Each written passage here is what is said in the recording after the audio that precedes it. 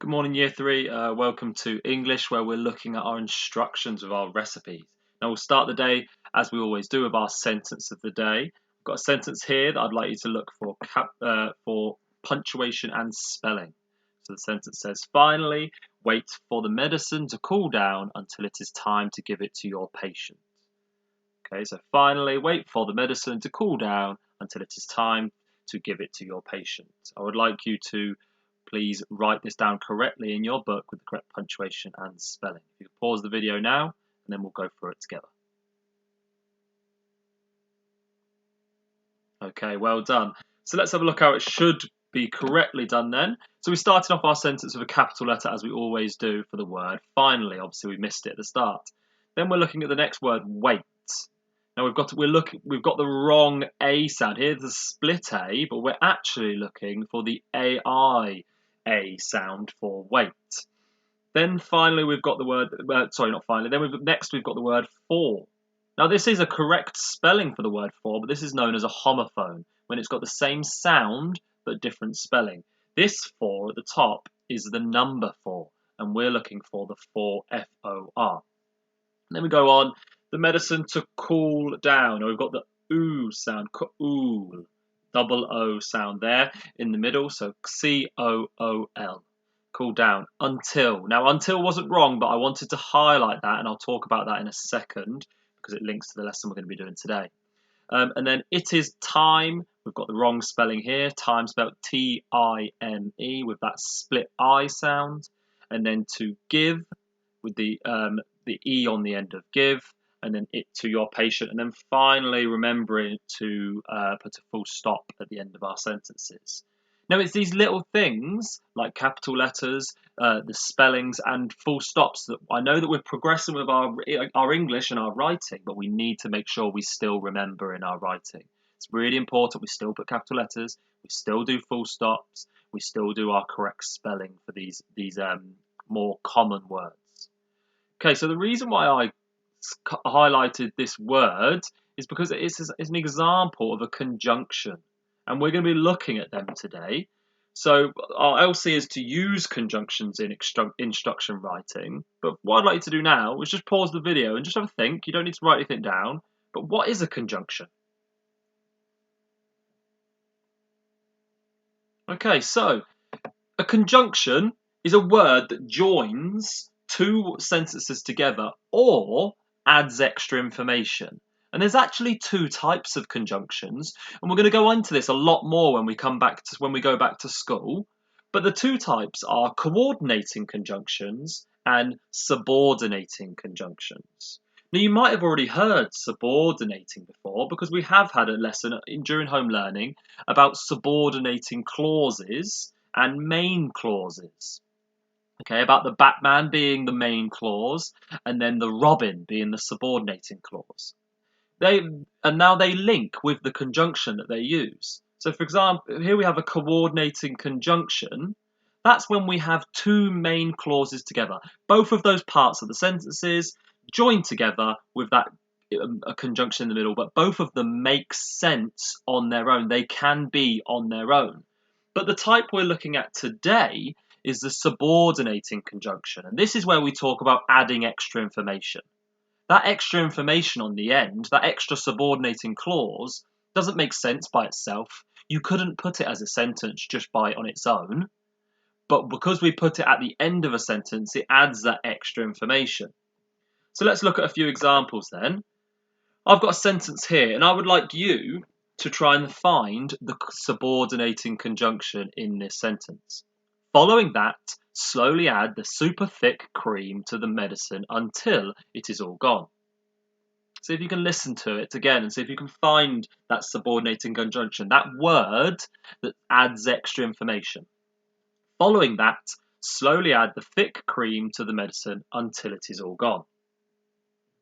Okay, so the conjunction in this sentence is the word until. It's that word there because before it, I've got a sentence, I've got a main clause, a sentence that makes sense by itself.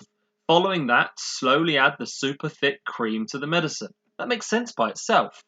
Then I use the word until it is all gone. Now this part here on the end is known as the subordinating clause, and this is the subordinating conjunction. Just quickly say to me, out loud, I'd like you to say subordinating conjunction. Now I'd like you to whisper, subordinating conjunction. Okay, just to really get that in the head, it's a subordinating conjunction because it's added this extra information until it is all gone. That's the extra information that I could take out, but I've added to improve my sentence. Now, there are so many different subordinating conjunctions. This is just a few of them. There are certain ways to remember some of them, and we're going to look at a video in a second. So there's wishbone. You can use the word wishbone to try and do while, to try and remember while, if, since, how, because, only if, now that, even though. In school, we use I saw a wabub, and we'll go through that together when we come back to school, because we can look at it together properly. But what I'd like you to do is I'd like you to pause this video, and then go back onto the website, and there is this video here, this wishbone video. It's quite a fun video, so get into it, have a little sing with it, maybe watch it once or twice, okay, and then come back to this video after. Okay, so I'd like you to pause this video now and go on to the wishbone video that is on the website. Okay, brilliant. Welcome back. So that wishbone video was just some of the subordinating conjunctions that we can use. There are obviously so more that we looked at in this list here. There's so many more that we can use. And when you go onto the task later on, it might be useful to pause the video onto this page here so that you can use this page to help you think of some other different subordinating clauses to use. Now I'm going to highlight a few that maybe could be used quite well in instruction writing, because we need to make sure that it flows with our writing. So we've got the word after. That could be used quite well in our instructions because we're thinking about after this. Until is a very good one because we need to instruct the reader of when to do something until this happens, which we'll look at an example later on. We can also use one that's not on here, but it's very similar to while. We could use while or whilst. It's very good. Since is a very good one to use for instruction writing. And or if you can use any of the others, just checking it makes sense and it still flows with the idea of an instruction. So your task today, there are on the worksheet, which is on the website, I'd like you to rewrite the sentences, include a conjunction, a subordinating conjunction to add more information to the reader. So here's the example that I've given you. Then begin to mix the medicine.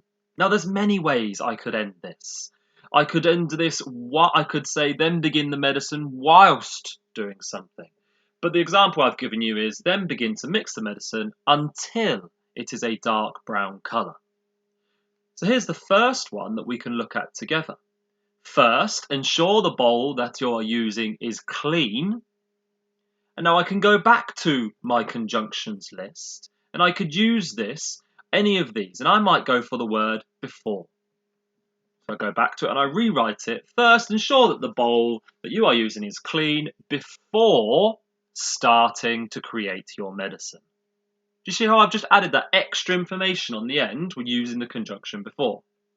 So I'd like you to pause the video and just complete task 1. Don't move on to task 2 yet, because I'd like to come back to this video and I will explain task 2 and 3 after. Okay, so I'll repeat, I'd like you to go on to pause this video and just complete task 1 in your books, please. Okay, brilliant. Well done with task 1. Now we're going to go on to task 2, and then there's an extra challenge for you as well. So task 2 is to create 3 of your own instruction sentences, ensuring that you are using these conjunctions, these lists of conjunctions that you can look at in the video.